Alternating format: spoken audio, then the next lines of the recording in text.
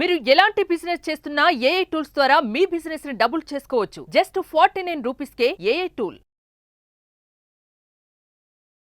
Bit coins ధరలు రోజు రోజుకి ఆకాశాన్ని అంటుతున్నాయి. ట్రంప్ ప్రెసిడెంట్గా ఎలక్ట్ అవ్వగానే ఎలక్షన్ రిజల్ట్స్ వచ్చిన రోజు నుంచి బిట్ కాయిన్స్ని మనం పట్టుకోలేకపోతాం మార్కెట్లో.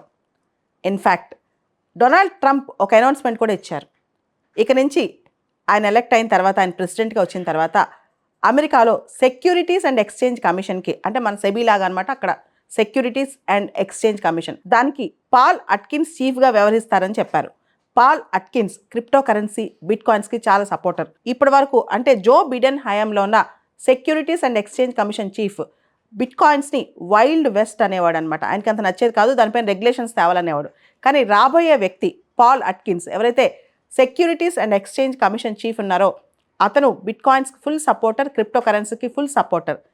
ట్రంప్ ఎలక్షన్ క్యాంపెయిన్లో కూడా ఒక మాట అన్నారు, నా ఫండింగ్ కూడా బిట్ కాయిన్స్లో ఇవ్వచ్చు అని చెప్పి, నేను గనక గెలిస్తే బిట్ కాయిన్స్ని సపోర్ట్ చేస్తానని చెప్పి. బిట్ కాయిన్స్ అనేది ఇంతకుముందు ఒక బబుల్, అది బర్స్ట్ కూడా అయింది, చాలా వరకు పడిపోయాయి. ఇప్పుడు మళ్ళీ ట్రంప్ ఎలక్ట్ అయిన తర్వాత బిట్ కాయిన్స్ బాగా రేట్లు పెరుగుతున్నాయి. ఇన్ఫ్యాక్ట్ ఈ ఇయర్లో మనం చూసుకుంటే బిట్ కాయిన్ రేట్ 140% పెరిగిందనమాట. సో వచ్చే రోజుల్లో, రాబోయే 1-2 సంవత్సరాల్లో బిట్ కాయిన్స్ మరింత పెరిగే అవకాశం ఉంది. బిట్ కాయిన్ ధర దాదాపు $1,00,000 కూడా రీచ్ అయింది. డొనాల్డ్ ట్రంప్ అమెరికాని bitcoin capital of the వరల్డ్గా చేయాలని ఆలోచిస్తున్నారంట. అంతేకాదు, ఇప్పుడు SEC securities and exchange commission ఎవరైతే చీఫ్ అవ్వబోతున్నారో పాల్ అట్కిన్స్, ఈయనకు కూడా బిట్ కాయిన్ మీద మక్కువ చాలా ఎక్కువ అంట. బిట్ కాయిన్ మీద రెగ్యులేషన్స్ అన్ని తీసేసే అవకాశాలు కూడా కనిపిస్తున్నాయి. ఈ SEC చీఫ్ ఎవరైతే కాబోతున్నారో ఆయన ఇంతకుముందే, ఈ పాల్ అట్కిన్స్ ఇంతకుముందు జార్జ్ బుష్ జూనియర్ టైంలో 2002 to 2008 ఈ టైంలో కూడా ఆయన SEC చీఫ్గా వ్యవహరించారంట. ఈయనకు కూడా ప్రత్యేకంగా తన సొంత ఫినాన్షియల్ కన్సల్టెన్సీ ఫర్మ్ కూడా ఉందంట. దానిలో బ్యాంకింగ్ కస్టమర్స్ ఉన్నారు, బిట్ కాయిన్ కస్టమర్స్ ఉన్నారు, అంటే క్రిప్టో కరెన్సీ కస్టమర్స్ ఉన్నారంటే ఆయనకి. సో పాల్ అట్కిన్స్ ఎవరైతే securities and exchange commission chief కాబోతున్నారో ట్రంప్ హయాంలో, ఆయనకి బిట్ కాయిన్స్ అంటే ఇష్టం ఎక్కువ, క్రిప్టో కరెన్సీ సపోర్టర్ కాబట్టి ఇంకా బిట్ కాయిన్స్ని ఆపడం కష్టం అంటున్నారు అమెరికాలో ఆర్థిక నిపుణులు. నవంబర్ 5వ తారీఖు ట్రంప్ ప్రెసిడెంట్గా ఎలక్ట్ అయిన తర్వాత బిట్ కాయిన్ వాల్యూ ఒకటేసారి 50% పెరిగిపోయింది. ఒక నెలలో 50% పెరిగిపోయింది అనమాట. దాంతోపాటు డొనాల్డ్ ట్రంప్ బహిరంగంగా పెద్ద పెద్ద స్టేట్మెంట్స్ ఇవ్వటం, భవిష్యత్తులో అమెరికా నేషనల్ రిజర్వ్స్లో బిట్ కాయిన్ రిజర్వ్స్ కూడా ఉంటాయని స్టేట్మెంట్స్ ఇవ్వటం, అమెరికా బిట్ కాయిన్ క్యాపిటల్ అవుతుందని చెప్పటము, అదేవిధంగా ఆయన చేసిన అపాయింట్మెంట్స్, ఎవరైతే ఆయన పొలిటికల్గా అపాయింట్మెంట్స్ చేయబోతున్నారో ఆ క్యాండిడేట్స్ అందరూ కూడా క్రిప్టో కరెన్సీ సపోర్టర్స్ అవ్వటము, క్రిప్టో కరెన్సీకి ఒక్కసారిగా కొత్త ఊతం వచ్చిందనమాట. ముఖ్యంగా బిట్ కాయిన్స్ అయితే $1,00,000 టచ్ అయిపోయింది. 2008లో సకోషి నకమోటో అనే వ్యక్తి బిట్ కాయిన్స్ని అసలు తయారు చేశారనమాట. ఆ తర్వాత బిట్ కాయిన్స్ అనేవి చాలా చలామణి కూడా అయ్యాయి. ఇది డిజిటల్ కరెన్సీ అని చెప్పొచ్చు. కానీ వీటిని ఇప్పటి వరకు కూడా గవర్నమెంట్ బ్యాక్డ్ కరెన్సీస్ కాదు ఇవి, గవర్నమెంట్ గ్యారంటీడ్ కరెన్సీస్ కూడా కాదనమాట ఇవి. భారతదేశంలో కూడా క్రిప్టో కరెన్సీకి లీగల్ బ్యాకింగ్ అంటూ ఏమీ లేదు. కానీ భారతదేశంలో క్రిప్టో కరెన్సీ ఇల్లీగల్ కూడా కాదు.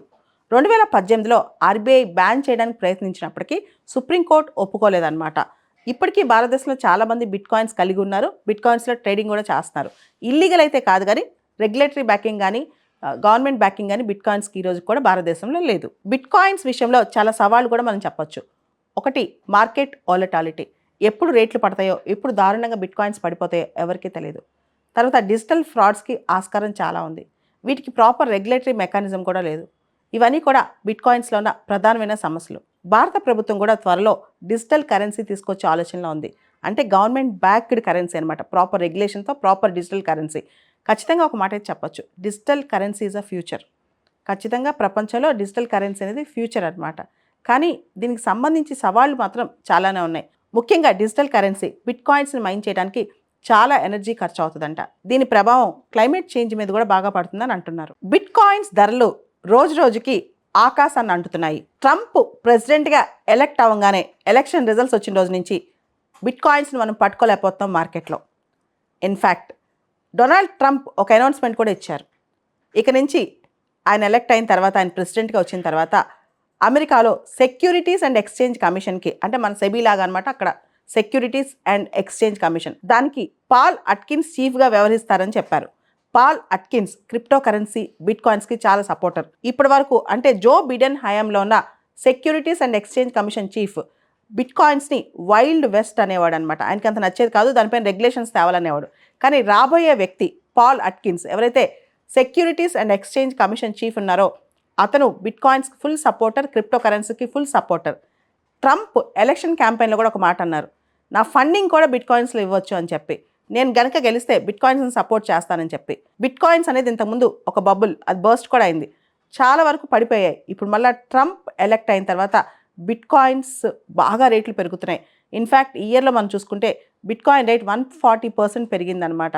సో వచ్చే రోజుల్లో రాబోయే 1-2 సంవత్సరాల్లో బిట్ కాయిన్స్ మరింత పెరిగే అవకాశం ఉంది. బిట్ కాయిన్ ధర దాదాపు $1,00,000 కూడా రీచ్ అయింది. డొనాల్డ్ ట్రంప్ అమెరికాని bitcoin capital of the వరల్డ్గా చేయాలని ఆలోచిస్తున్నారంట.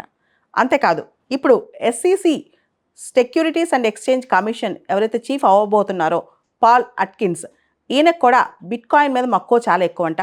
బిట్ కాయిన్ మీద రెగ్యులేషన్స్ అన్ని తీసేసే అవకాశాలు కూడా కనిపిస్తున్నాయి. ఈ SEC చీఫ్ ఎవరైతే కాబోతున్నారో ఆయన ఇంతకుముందే ఈ పాల్ అట్కిన్స్ ఇంతకుముందు జార్జ్ బుష్ జూనియర్ టైంలో 2002 to 2008 ఈ టైంలో కూడా ఆయన SEC చీఫ్గా వ్యవహరించారంట. ఈయనకు కూడా ప్రత్యేకంగా తన సొంత ఫినాన్షియల్ కన్సల్టెన్సీ ఫర్మ్ కూడా ఉందంట.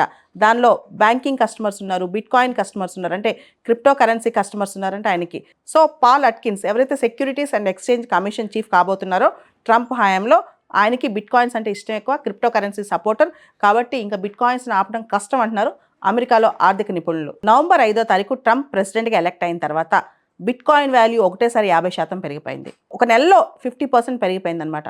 దాంతోపాటు డొనాల్డ్ ట్రంప్ బహిరంగంగా పెద్ద పెద్ద స్టేట్మెంట్స్ ఇవ్వటం, భవిష్యత్తులో అమెరికా నేషనల్ రిజర్వ్స్లో బిట్ కాయిన్ రిజర్వ్స్ కూడా ఉంటాయని స్టేట్మెంట్స్ ఇవ్వటం, అమెరికా బిట్ కాయిన్ క్యాపిటల్ అవుతుందని చెప్పటము, అదేవిధంగా ఆయన చేసిన అపాయింట్మెంట్స్, ఎవరైతే ఆయన పొలిటికల్గా అపాయింట్మెంట్స్ చేయబోతున్నారో ఆ క్యాండిడేట్స్ అందరూ కూడా క్రిప్టో కరెన్సీ సపోర్టర్స్ అవ్వటము, క్రిప్టో కరెన్సీకి ఒక్కసారిగా కొత్త ఊతం వచ్చిందనమాట.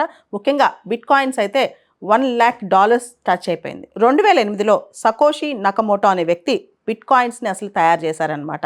ఆ తర్వాత బిట్ కాయిన్స్ అనేవి చాలా చలామణి కూడా అయ్యాయి. ఇది డిజిటల్ కరెన్సీ అని చెప్పొచ్చు. కానీ వీటిని ఇప్పటి వరకు కూడా గవర్నమెంట్ బ్యాక్డ్ కరెన్సీస్ కాదు, ఇవి గవర్నమెంట్ గ్యారంటీడ్ కరెన్సీస్ కూడా కాదనమాట ఇవి. భారతదేశంలో కూడా క్రిప్టో కరెన్సీకి లీగల్ బ్యాకింగ్ అంటూ ఏమీ లేదు. కానీ భారతదేశంలో క్రిప్టో కరెన్సీ ఇల్లీగల్ కూడా కాదు. 2018లో RBI బ్యాన్ చేయడానికి ప్రయత్నించినప్పటికీ సుప్రీంకోర్టు ఒప్పుకోలేదన్నమాట. ఇప్పటికీ భారతదేశంలో చాలామంది బిట్ కాయిన్స్ కలిగి ఉన్నారు, బిట్ కాయిన్స్లో ట్రేడింగ్ కూడా చేస్తున్నారు. ఇల్లీగల్ అయితే కాదు, కానీ రెగ్యులేటరీ బ్యాకింగ్ కానీ గవర్నమెంట్ బ్యాకింగ్ కానీ బిట్ కాయిన్స్కి ఈరోజు కూడా భారతదేశంలో లేదు. బిట్ కాయిన్స్ విషయంలో చాలా సవాళ్ళు కూడా మనం చెప్పొచ్చు. ఒకటి, మార్కెట్ వాలటాలిటీ, ఎప్పుడు రేట్లు పడతాయో, ఎప్పుడు దారుణంగా బిట్ కాయిన్స్ పడిపోతాయో ఎవరికీ తెలియదు. తర్వాత డిజిటల్ ఫ్రాడ్స్కి ఆస్కారం చాలా ఉంది, వీటికి ప్రాపర్ రెగ్యులేటరీ మెకానిజం కూడా లేదు. ఇవన్నీ కూడా బిట్ కాయిన్స్లో ఉన్న ప్రధానమైన సమస్యలు. భారత ప్రభుత్వం కూడా త్వరలో డిజిటల్ కరెన్సీ తీసుకొచ్చే ఆలోచనలో ఉంది. అంటే గవర్నమెంట్ బ్యాక్డ్ కరెన్సీ అనమాట, ప్రాపర్ రెగ్యులేషన్తో ప్రాపర్ డిజిటల్ కరెన్సీ. ఖచ్చితంగా ఒక మాట అయితే చెప్పొచ్చు, digital currency is a future. ఖచ్చితంగా ప్రపంచంలో డిజిటల్ కరెన్సీ అనేది ఫ్యూచర్ అనమాట. కానీ దీనికి సంబంధించి సవాళ్ళు మాత్రం చాలానే ఉన్నాయి. ముఖ్యంగా డిజిటల్ కరెన్సీ బిట్ కాయిన్స్ని మైన్ చేయడానికి చాలా ఎనర్జీ ఖర్చు అవుతుందంట. దీని ప్రభావం క్లైమేట్ చేంజ్ మీద కూడా బాగా పడుతుందని అంటున్నారు.